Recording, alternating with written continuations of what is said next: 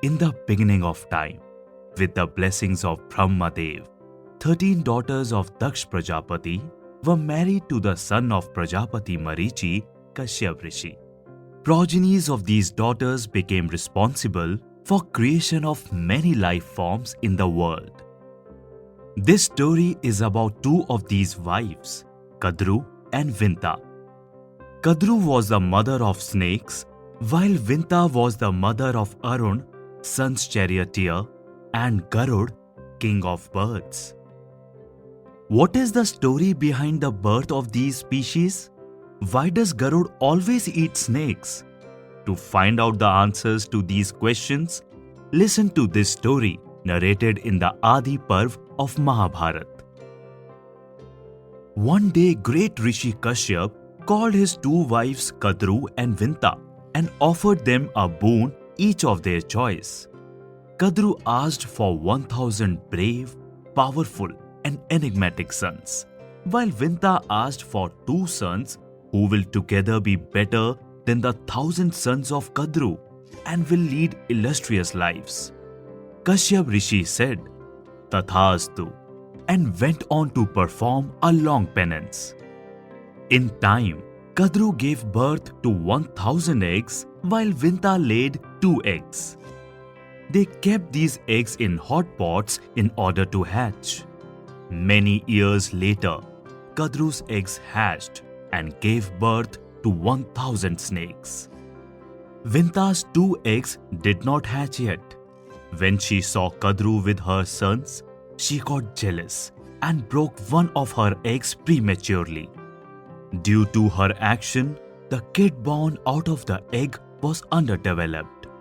His upper half was fully developed, while lower half was not yet fully formed.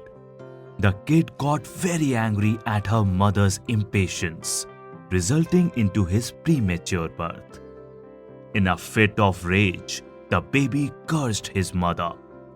"Mother, you have pulled me out of my egg prematurely because of your jealousy towards your sister. Now I curse you. Live as the maid of the same sister. Your second and my brother will be the only one who can relieve you from this curse, provided you allow him to develop fully inside his egg and do not break that also prematurely. If you want my brother to be powerful and have the ability to relieve you from this curse, be patient and do not break his egg." After this, the baby flew into the sky and ended up becoming the charioteer of sun Arun. The red light in the sky just before the sunrise is caused by Arun, and that is the reason it is called Arunima. Days passed. One day Kadru and Vinta were roaming in the garden, and they saw the divine horse Uchchaishrava. Uchchaishrava was the best among horses and was fast, beautiful, and powerful. He possessed divine powers. Looking at the horse, Kadru said to Vinta, "Sister, tell me quickly, what is the color of this majestic horse?" "This king of horses is of white color. What do you think?" replied Vinta. Kadru said, "You are right. The horse is of white color. However, his tail is black." Vinta replied, "You are wrong. Even his tail is white." Hearing Vinta, Kadru said, "Okay then, let's make a bet. If you are right and his tail is white, I will live as your maid for the rest of our lives. However, if you are wrong and his tail is black, you will have to live as my maid for the rest of our lives." Vinta was confident about what she saw, so she agreed to Kadru's bet. Both sisters went back to Hermitage with a promise to come back next day to check who won the bet. Kadru knew that she will lose the bet, so she called all her sons and ordered them that they should cover the tail of Uchchaishrava horse so that it appears black.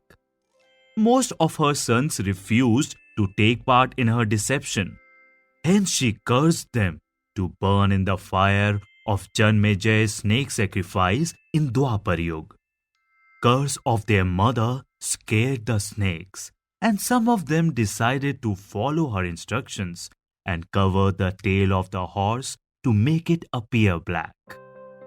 Next day, when both the sisters went to the garden to verify whether the tail of the horse is black or white, snakes had it covered. The tail appeared black. Vinta lost the bet, and now she was left with no choice but to live as Kadru's maid, thus fulfilling the curse of Arun. Who was the second illustrious son of Vinta? And how did he relieve his mother of this curse? We will find out in second part of this story.